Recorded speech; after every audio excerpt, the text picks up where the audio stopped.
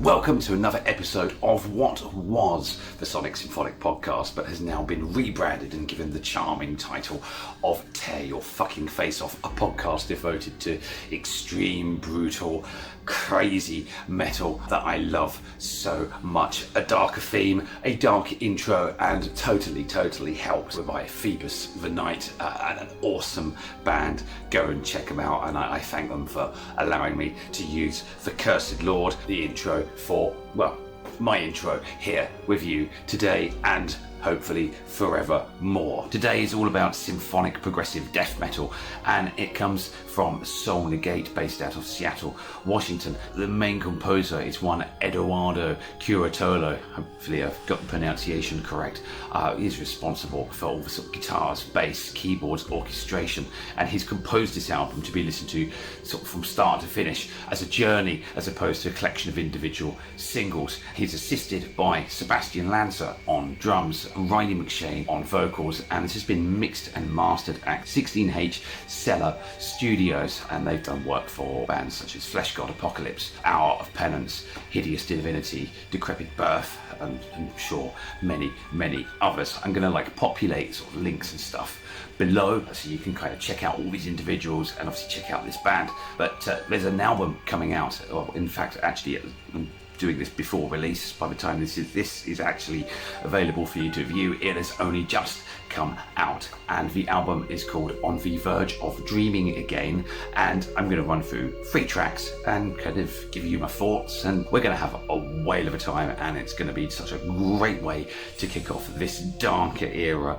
form of podcast. I'm just really excited, so let's just crack on with it. So headphones on, at the ready. Dusk has come, stars are forming.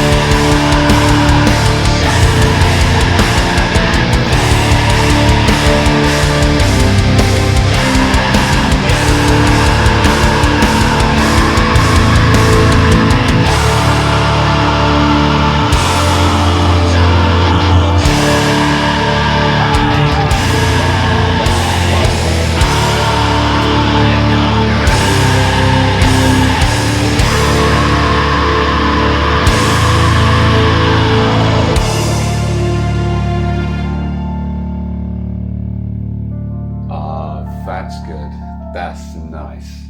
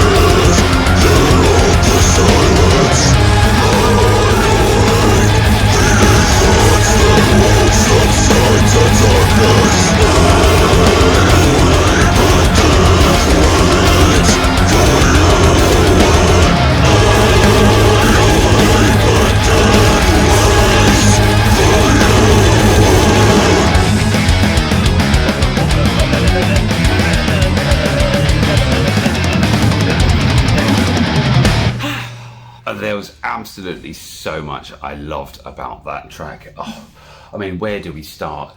Very nice, sort of symphonic, gentle, slightly eerie introduction, then full-on hammer in your face brutality, and the transition from death metal growls to that sort of black, slightly at distance vocal. That, yeah, it's so cool, just so cool. And then piano interludes, and then that last rhythm section is kind of sort of reminiscent Opeth's Blackwater Park era. Thoroughly enjoyed that, and then sort of we got a bit proggy at the end. I'm loving this as a composer. This is absolutely fantastic. Edo says that this is a concept album about death and dreams, and just the whole landscape that you've put together here complements that description, or the description complements the landscape that you've put together absolutely perfectly. Oh, this is a great listen, absolutely great listen. So now we're going to move on to another pick off the album, and this one is A Mind That Bleeds.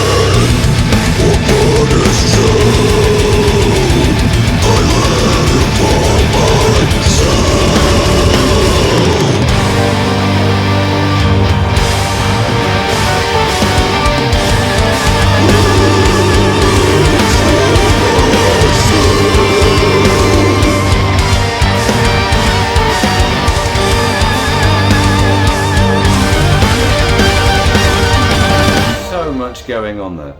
One of the things I have to say, well, one of the many things I have to say, is I really do enjoy the layers and layers and layers and layers and layers that these compositions feature. Different arpeggios, different panning, it's just all there, and it's very, very sweet sounding. And then some introduction of clean vocals there. I think my only critique, I suppose, was that those clean vocals, this is the first production, so, you know, this is don't take this too seriously, but I think that maybe some of those clean vocals weren't sort of bright and up front enough, but it all fitted in with the concept, and it still sounds like, for a debut album, this album absolutely sounds phenomenal, especially as one is it's a first, and two, as a busy composer, busy with all these different dynamics, time signatures, tempos, orchestration.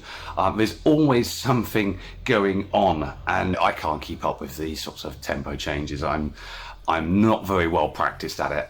It's something that I'm sort of adopting and starting to use more, because it's been a while, but absolutely commendable stuff. Let me explain a little bit a kind of more on how me and Edo sort of came into contact. I think he came across my Instagram. I think that's how it worked, and he's been a bit of an appreciative supporter, so thank you greatly for that on all my sort of posts and releases. And he sort of likes sort of my style of composing, which is also very sort of busy and multi-layered, so it's no surprise that I'm absolutely sort of digging this album. I think there's a case of minds alike somewhat there, but that was an exceedingly good listen, and yeah, slowly down the more progressive route, but retaining lots of venomous darkness throughout. Such skill of orchestration. That track was mainly focused on the guitar, so some amazing playing in there, but if you just kind of put your ear back a few notches, there's an awful amount of orchestration and bits and kind of sort of like slides and swirly strings, there's bits and pieces that you pick out that I suppose wouldn't normally be obvious, and that was, for me, that was such a great listen. This is why I listen to stuff through headphones, so I just absolutely immersed in it, and this is an album you can get totally immersed in. So this now brings us to the final and third track, And All Creation Was a Dream.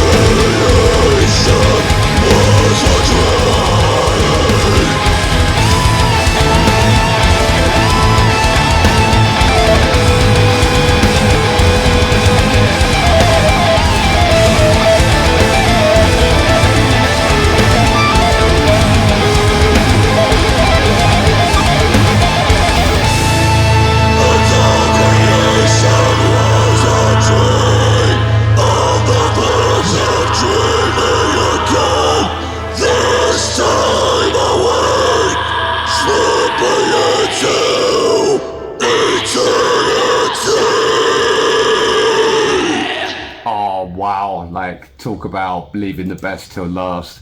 Like, okay, like, can we just go back a moment and just appreciate, shush. Can we just go back a moment and appreciate that scream? It was around 3 minutes and about 3 minutes and 2. So let's go back and yeah.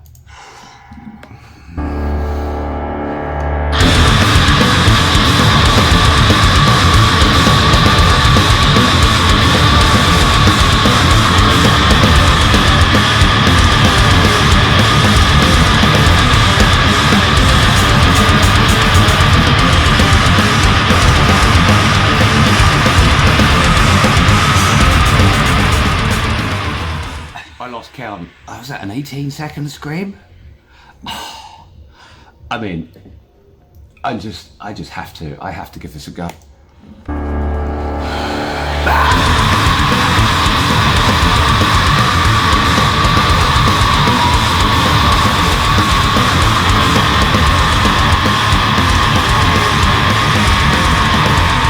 I'm out.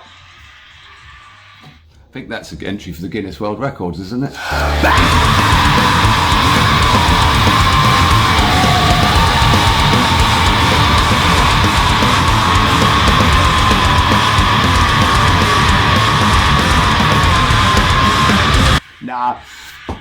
Nah, definitely out.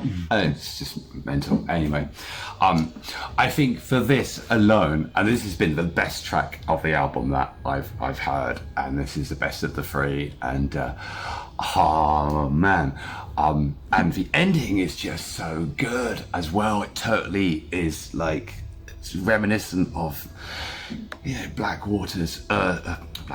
Shoot myself in the head. Opeth's Blackwater Park, sort of earlier era. It's just there's so much love about this. So I've introduced you to a new band, you know, absolutely fresh debut release. When you hopefully have followed the band and have picked the album up on Bandcamp or streaming platforms, you listen to this at a volume that tears your fucking face off. I've been Ben Sebastian. Oh, also, sorry, I have been Ben Sebastian. I haven't finished my podcast yet. There's also a Spotify playlist, and this track definitely gets on to the Tear Your Fucking Face Off playlist without a shadow of a doubt. Just for that scream alone, and the ending is just out of this world. Out of this world. Absolutely loved it. Brilliant. Hope you've enjoyed the episode.